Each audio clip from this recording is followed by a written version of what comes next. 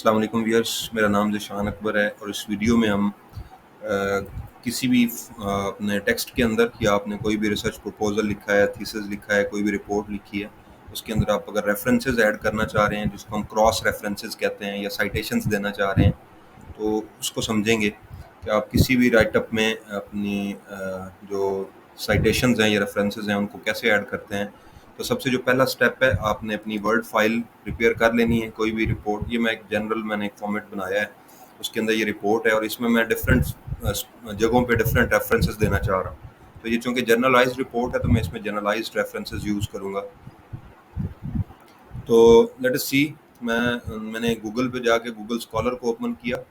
Google scholar एक network है जिससे आप ऑफिशियली रिसर्च पेपर्स को डाउनलोड कर सकते हैं। मैं गूगल स्कॉलर को ओपन करता हूँ और यहाँ पे मैं कोई भी रिसर्च पेपर उसको ढूंढने की कोशिश करूँगा। Late us say that motivation, मैं कहता हूँ मोटिवेशन पे कोई हम ढूंढ लेते हैं paper, that is motivation theory and research. Sometimes आपको ये पीडीएफ फाइल्स मिल जाती हैं यहाँ से और समटाइम्स पीडीएफ फाइल्स नहीं मिलती हैं, तो उन दोनों का प्रोसीजर जो है वो हम उसको अडॉप्ट कर सकते हैं। तो यहाँ पे देखें, ये पीडीएफ फाइल पड़ी हुई है, ये पीडीएफ फाइल है। इसको मैं अगर डाउनलोड करूँगा तो ये डायरेक्टली डाउनलोड हो जाएगा मेरे सिस्टम के अंदर। ये अब इसको मैं जहाँ भी डाउनलोड करना चाहूँ, इसको ये ओपन हो गया पीडीएफ, इसको मैं डाउनलोड करता हूँ अपने डेस्कटॉप के ऊपर।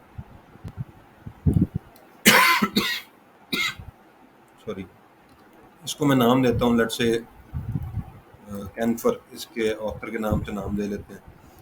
और रिसर्च आर्टिकल मैं यहाँ से डाउनलोड कर लेता हूँ। यहाँ से ये बुक अवेलेबल है, motivation theory research and application. इसको मैं ओपन करूँगा तो this is paid book I think. इसको हम नहीं खोलते हैं, कोई भी मैं लिंक ऊपर से देख लेता हूँ ताकि, और वो थी पीडीएफ फाइल। अभी यहाँ से आपके पास ये भी PDF file I think available है, तो इसको भी हम अडॉप्ट कर सकते हैं। यहाँ से देखें, यहाँ से अगर मैं इसे डाउनलोड नहीं कर सकता और इसका मैंने कुछ कंटेंट अपने उसमें इस्तेमाल किया है, यूज़ किया है अपने लिटरेचर के अंदर, यहाँ से डाउनलोड पीडीएफ का ऑप्शन है। अगर ये मैं कर सकता हूँ तो ठीक है, अगर नहीं कर सकता तो उसके लिए यहाँ साइटेशंस के डिफरेंट वो अवेलेबल होते हैं फॉर्मेट्स। तो यहाँ पे ये देखें, आपको नज़र आ रहा है डाउनलोड साइटेशन।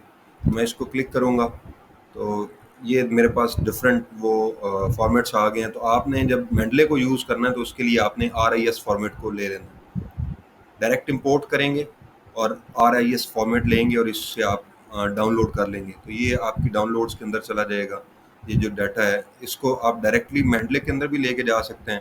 सिंपली आप यहाँ मेंडले पे क्लिक करें तो ये मेंडले का आपको डेस्कटॉप इंस्टॉल करना पड़ेगा, सेटअप इसका पहले मेंडले की ऑफिशियल वेबसाइट से। इसको ओके कर देते हैं तो ऑटोमेटिकली ये यहाँ पे देखें ये आ चुकी है, आपके पास रेफरेंस ऐड हो गया। लेकिन मैं इसे यहाँ से उठाऊँगा,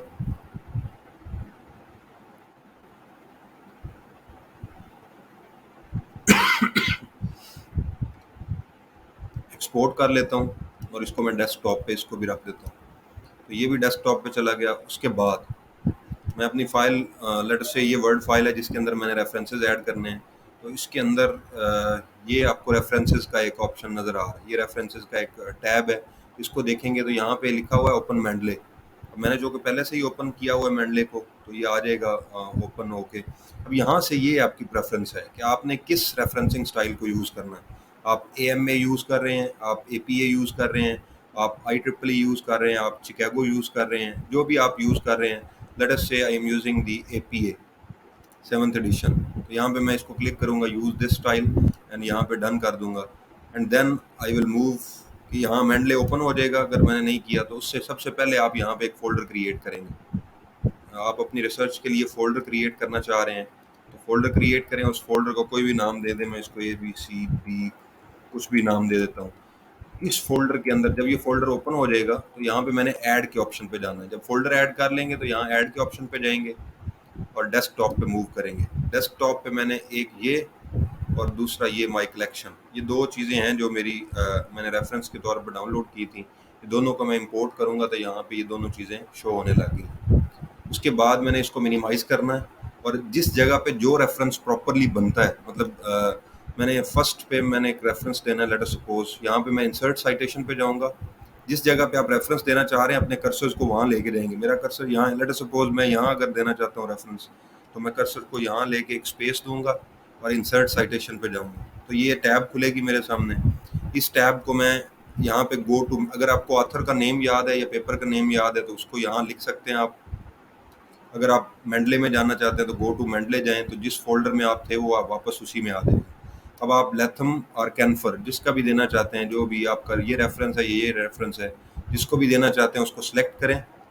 और यहाँ से ये साइटेशन का सिंबल आपको नज़र आ रहा है साइट, तो इसे आप क्लिक करेंगे तो यहाँ से ये आपका जो मटेरियल है या जो आपका पेपर है वो साइट हो चुका है। उसके बाद ये शेड होना स्टार्ट हो जाएगा। जैसे ही आप इसके पास कर्सर लेके जाएंगे तो ये इस तरह से शेड हो जाएगा, इसका बैकग्राउंड जो है आपका ग्रे हो जाएगा। अब लेट अस सपोज दूसरी जगह पे मैंने दूसरा रेफरेंस देना है और इसी तरह से मैं इंसर्ट साइटेशन में जाऊंगा, गो टू मेंडले ये मैं पहले दे चुका हूँ। अब ये लेट अस सपोज रेफरेंस देना है तो आप यहाँ से जाके इसको सिलेक्ट करेंगे तो लेथम एंड पिंडर 2004 की ये रिसर्च है।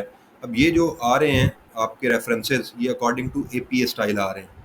आप अगर स्टाइल आपको लगता है कि मैंने स्टाइल गलत अडॉप्ट कर लिया था तो ये दोबारा से करने की ज़रूरत नहीं है। आप यहीं से अगेन इस स्टाइल को चेंज कर सकते हैं। यहाँ देखें ये अकॉर्डिंग टू IEEE सेलेक्ट हो गया 1 और 2, तो नंबर स्टाइल जो है ये IEEE का स्टाइल है। इससे आप इसको रेफरेंस को स्टाइल चेंज भी कर सकते हैं और अगर कोई करना चाहते हैं तो उससे भी हो जाएगा। जो भी स्टाइल आप शिकागो स्टाइल अपनाना चाहते हैं, उसको अडॉप्ट करना चाहते हैं, उससे भी हो जाएगा। तो मोस्टली IEEE या जो भी आपकी यूनिवर्सिटी है उसके अकॉर्डिंगली आप यूज़ करते हैं। जब ये आप पूरे रेफरेंसेस दे चुके होते हैं तो एंड पे एक रेफरेंसेस के लिए हम टैब वो अलहदा से एक बिब्लियोग्राफी बनाते हैं। आपने रेफरेंसेस ऐड करने के टोटल मैंने जो रेफरेंस दिए हैं अकॉर्डिंग टू माय सिस्टम वो ऐड हो जाएं, तो आप रेफरेंसेस की एक हेडिंग देते हैं और उसके नीचे आप ये आपको ऑप्शन नज़र आ रहा है इंसर्ट बिब्लियोग्राफी का, ये वाला इसी रेफरेंसेस टैब के अंदर। तो आप इसको क्लिक करेंगे तो जिस जगह पे आपका कर्सर होगा उस जगह पे आपके रेफरेंसेस ऐड हो जाएंगे। तो इसको सेलेक्ट करने के बाद आपने जस्टिफाई कर देना है कंट्रोल जे से अगर आपको ज़रूरत है। तो टोटल मैंने 2 रेफरेंसेस इसमें ऐड किए हैं तो वो 2 रेफरेंसेस शो हो रहे हैं। अब लेट अस सपोज आप बिब्लियोग्राफी भी ऐड कर चुके हैं और बाद में आपको पता लगा कि मैंने एक और तीसरा रेफरेंस भी ऐड करना है, तो उसमें आप दोबारा गूगल स्कॉलर पे जाएंगे। अब दोबारा से उसमें कोई भी अपना पेपर जो है उसको डाउनलोड करें। मैं लेट अस सपोज यहाँ कोई लिखता हूँ रिवर्स एंड स्ट्रीम्स, कोई भी उसका मैं एक कोई पेपर डाउनलोड कर लेता हूँ या कोई साइटेशन उसकी डाउनलोड कर लेता हूँ। तो ये बुक पड़ी हुई है या हम ट्राई करते हैं कोई हमें रिसर्च पेपर अगर मिल जाए, ये भी अवेलेबल नहीं है तो हम साइटेशन किसी की डाउनलोड कर लेते हैं, global extent of river and streams. इसको पहले लिंक को ही ओपन करता हूँ मैं और यहाँ पे मेरे पास साइटेशंस के लिए ये आपको साइन नज़र आ रहा है साइटेशन का, तो आप इस पर क्लिक करेंगे। एक्सपोर्ट साइटेशन है, किस में करना चाहते हैं तो ये RIS फॉर्मेट पड़ा हुआ है, तो ये आप एक्सपोर्ट करेंगे तो ये साइटेशन जो है आपकी डाउनलोड हो जाएगी। अब आप मेंडले में ऐड करना चाह रहे हैं तो यहाँ मेंडले को सिलेक्ट करें और यहाँ से ओके कर दें। यहाँ ये इस फोल्डर में होगा, आप यहाँ से इसको मूव करवा के यहाँ से इसे ड्रैग करें, सिलेक्ट करके लेफ्ट क्लिक करें माउस पे और इस फोल्डर के अंदर फेंक दें तो ये ऑटोमेटिकली इस फोल्डर के अंदर मूव हो जाता है। ये यहाँ पे नहीं हो रहा, इसको शायद कोई टेक्निकल इशू है, उसको मैं देख लेता हूँ। एनी हाउ हम इससे अगर उसको डाउनलोड करते हैं ऑनलाइन लिंक से एक्सपोर्ट साइटेशन और मैं इसको फाइल कर लेता हूँ सी में जाएगा, तो इसको अगर हम ब्राउज नहीं कर सकते तो मैं सी में ही इसको ले जाता हूँ प्रोग्राम फाइल्स के अंदर। यहाँ पे सेव नहीं हो रहा, इसका इशू है मेंडले और यहाँ पे ये एलन ग्रेग। हाँ मैं इसको एक्सपोर्ट कर लेता हूँ जैसे हमने पहले किया था। आप इसको एक्सपोर्ट करें और यही डेस्कटॉप पे रख दें नंबर 3 रेफरेंस के तौर पे, और यहाँ आप जाएं अपने फोल्डर के अंदर जो आपका फोल्डर है उसमें आप ऐड करें और वो जो नंबर 3 है उसको आप इंपोर्ट कर लेंगे तो आपका रेफरेंस इंपोर्ट हो जाए, एलन जॉर्ज एच एंड पवेल्स के। आप फिर अपनी फाइल में जाएंगे, यहाँ पे फिर इंसर्ट साइटेशन पर क्लिक करेंगे और यहाँ आप गो टू मेंडले चले जाएं और ये आपका थर्ड रेफरेंस अवेलेबल है, इसको आप यहाँ से साइट कर सकते हैं। तो इस तरह से आपके ये 3 रेफरेंसेस हो गए और ऑटोमेटिकली आपकी बिब्लियोग्राफी में थर्ड रेफरेंस जो है वो ऐड हो जाएगा। तो बिब्लियोग्राफी एंटर करने के बाद भी जब आप टोटल बिब्लियोग्राफी अपना आप फॉर्मेट कर चुके हो उसके बाद आपने इस बिब्लियोग्राफी को जस्टिफाई करना है, क्योंकि for after the addition of each reference इसकी अरेंजमेंट फिर वो नॉर्मल हो जाएगी, क्योंकि ये फ्रॉम दी फर्स्ट पॉइंट ये दोबारा से ऐड होती है सारी। आप यहाँ से फॉर्मेट चेंज करेंगे तो ये बिब्लियोग्राफी भी अकॉर्डिंगली चेंज हो जाएगी, उसका भी इशू नहीं है। स्टाइल भी चेंज हो जाएगा और बिब्लियोग्राफी भी चेंज हो जाएगी। तो आप डिपेंड करता है आपके फॉर्मेट पे, आप जिस भी फॉर्मेट पे हैं। कंट्रोल जे करते हैं, control before pressing the J you have to press the control, control plus J press करते हैं तो ये आपका टेक्स्ट जस्टिफाई हो जाता है। This was all about inserting the citations in any research article or your thesis. Thank you very much. If you like my videos, kindly subscribe my channel and refer this video to your colleagues. Thank you. Take care. Allah Hafiz.